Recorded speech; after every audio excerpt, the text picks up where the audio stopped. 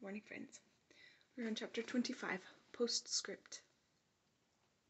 In belief of the dignity of whaling, I would fain advance not but substantiated facts, but after embattling his facts an advocate who should wholly suppress a not unreasonable surmise which might tell eloquently upon his cause, such an advocate would he not be blameworthy. It is well known that at the coronation of kings and queens, even modern ones, a certain curious process of seasoning them for their functions is gone through. There is a salt-cellar of state, so called, and there may be a caster of state. How they use the salt precisely, who knows? Certain I am, however, that a king's head is solemnly oiled at his coronation, even as a head of salad. Can it be, though, that they anoint it with a view of making its interior run well, as they anoint machinery? Much might be ruminated here concerning the essential dignity of the regal process, because in common life we esteem but meanly and contemptibly a fellow who anoints his hair, and palpably smells of that anointing. In truth, a mature man who uses hair oil, unless medicinally, that man has probably got a quaggy spot in him somewhere. As a general rule, he cannot amount to much in his totality. But the only thing to be considered here is this: what kind of oil is used at coronations? Certainly it cannot be olive oil, not macassar oil, nor castor oil, nor bear's oil, nor train oil, nor cod liver oil. What then can it possibly be but sperm oil, in its unmanufactured, unpolluted state, the sweetest of all oils? Think of that, ye loyal Britons. We whalemen supply your kings and queens with coronation stuff. Chapter 26. Knights and Squires. The chief mate of the Pequod was Starbuck, a native of Nantucket, and a Quaker by descent. He was a long, earnest man, and though born on an icy coast, seemed well adapted to endure hot latitudes. His flesh being hard as twice-baked biscuit, transported to the Indies, his live blood would not spoil like bottled ale. He must have been born in some time of general drought and famine, or upon one of those fast days for which his state is famous. Only some 30 arid summers had he seen. Those summers had dried up all his physical superfluousness. But his thinness, so to speak, seemed no more the token of wasting anxieties and cares, than it seemed the indication of any bodily blight. It was merely the condensation of the man. He was by no means ill-looking, quite the contrary. His pure, tight skin was an excellent fit, and closely wrapped up in it and embalmed with inner health and strength, like a revivified Egyptian. The Starbuck seemed prepared to endure for long ages to come, and to endure always, as now, for be it polar snow or torrid sun, like a patent chronometer. His interior vitality was warranted to do well in all climates. Looking into his eyes, you seemed to see there the yet lingering images of those thousandfold perils he had calmly confronted through life.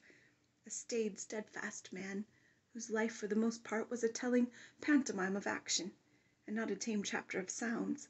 Yet for all his hardy sobriety and fortitude, there were certain qualities in him which at times affected, and in some cases seemed well nigh to overbalance all the rest.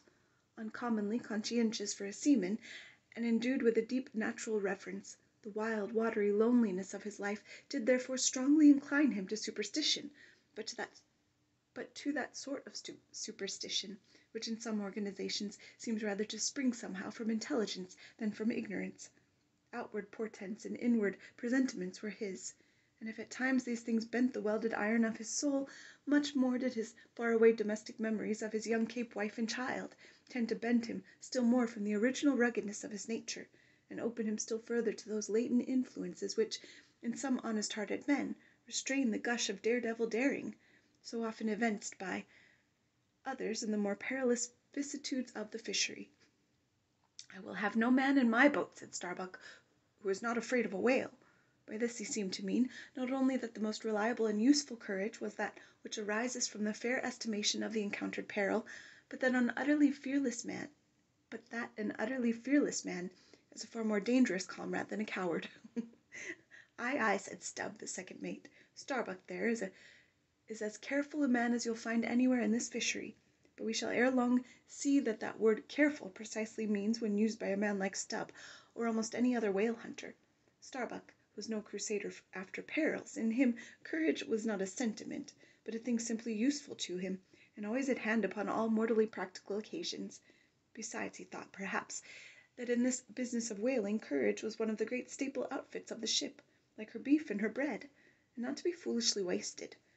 Wherefore he had no fancy for lowering for whales after sundown, nor persisting in fighting a fish that too much persisted in fighting him. For that, Starbuck, I am here in this critical ocean to kill whales for my living, and not to be killed by them for theirs. And that hundreds of men had been so killed Starbuck well knew. What doom was his own father's? Where in the bottomless deep could he find the torn limbs of his brother? With memories like these in him, and moreover given to a certain superstitiousness, as has been said, the courage of this Starbuck, which could nevertheless still flourish, must indeed have been extreme.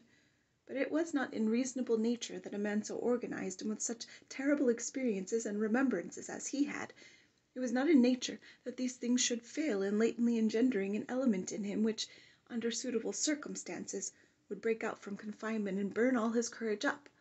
And brave as he might be, it was that sort of bravery chiefly visible in some intrepid men, which, while generally abiding firm in the conflict with seas or winds or whales or any of the ordinary irrational horrors of the world, yet cannot withstand those more terrific, because more spiritual terrors, which sometimes menace you from the concentrating brow of an enraged and mighty man. But were the coming narrative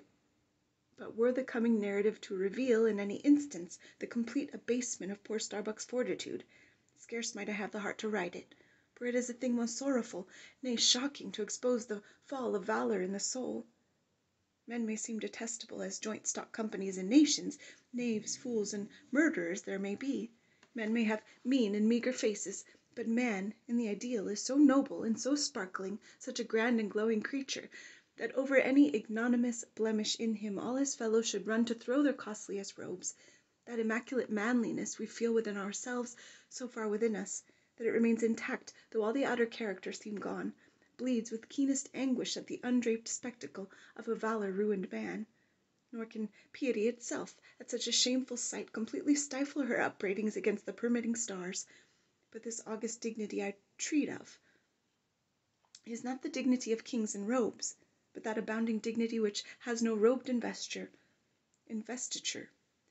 Thou shalt see it shining in the arm that wields a pick or drives a spike, that democratic dignity which on all hands radiates without end from God himself, the great God absolute, the center and circumference of all democracy, his omnipresence, our divine equality.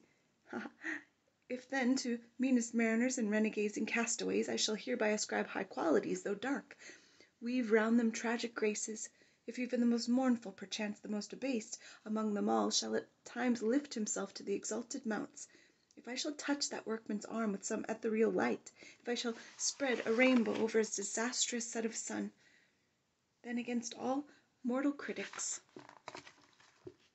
bear me out in it, thou just spirit of equality, which hast spread one royal mantle of humanity over all my kind, bear me out in it, thou great democratic God, who didst not refuse to the swart convict Bunyan the pale poetic pearl, thou who didst clothe with doubly hammered leaves of finest gold the stumped and paupered arm of old Cervantes, thou who didst pick up Andrew Jackson from the pebbles, who didst hurl him upon a war-horse, who didst thunder him higher than a throne, thou who in all thy mighty earthly marchings ever cullest thy selectest champions from the kingly commons, bear me out in it, O God.